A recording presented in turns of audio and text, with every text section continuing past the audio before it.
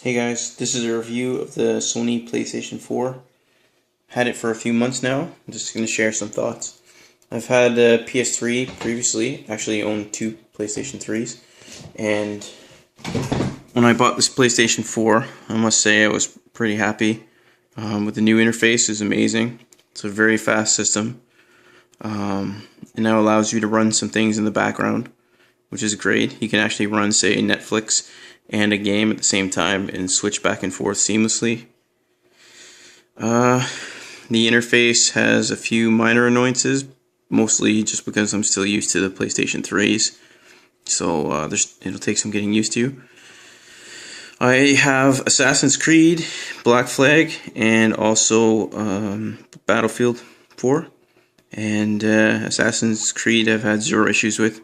Battlefield, I've had some issues with some crashing and some stability issues, but I think that is mostly just a problem with the game itself. So I can't really complain about the PlayStation. The design, this is the power button up here, so it's kind of hidden. And this is the eject button.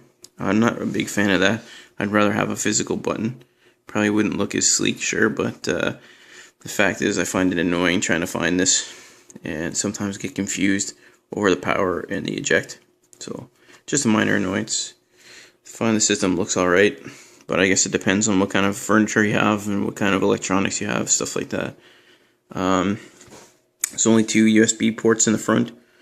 I'd like to have four, just because sometimes I use it to charge devices, and my Sony Pulse headset takes one of those up full time. So I'm left with only one USB port. Again, not a huge issue, but sometimes a minor annoyance. One good feature I like is that you can now put this system in standby instead of turning it off. And what that does is keeps these USB ports active. And I find that really useful for charging devices. And like, I have this in my room normally, and I'll even put my cell phone on to charge at night just by plugging it in here. So it works pretty good. Standard, oops, that probably wasn't good.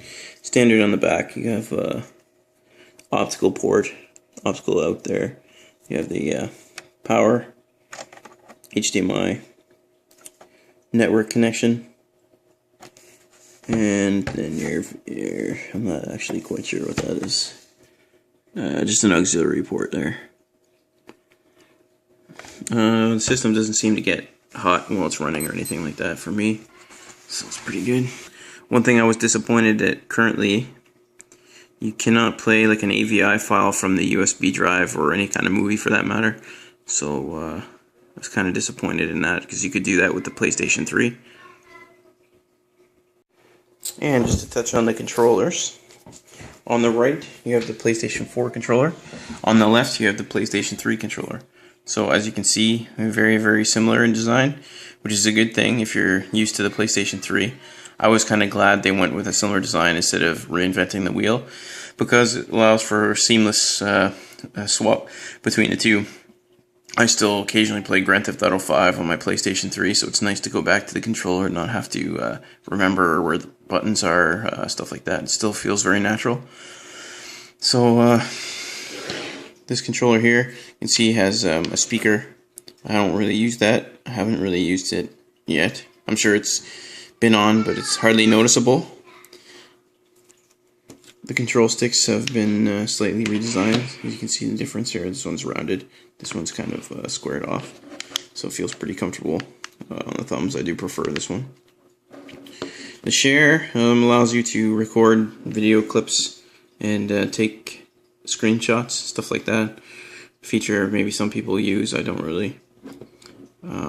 This options, different games function differently. That sometimes will function as like a start button. The main start button is actually here. I click here. PlayStation button, so is the last one. Square, circle, triangle, X, just the same.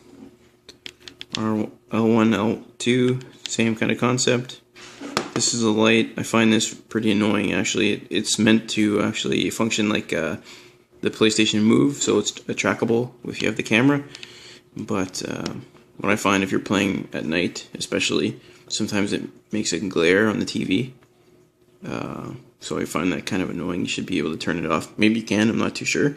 If you can't, I think that's probably something they should look into. So you have here the charge cord. This now is the micro USB instead of the mini USB.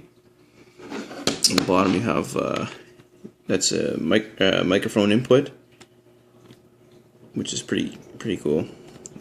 Works well with the included microphone, although I use a PlayStation Pulse now. On the back, so just the same as previous versions. So the start button here is actually like the laptop touchpad. I don't use that, I never have. Maybe it'll be implemented more in some future games. Maybe there's some ways that you can use it that I'm not quite familiar with, but don't really care for it. It's nice to have, but like I said, not really a high valued feature for me. So thanks for watching my review, guys.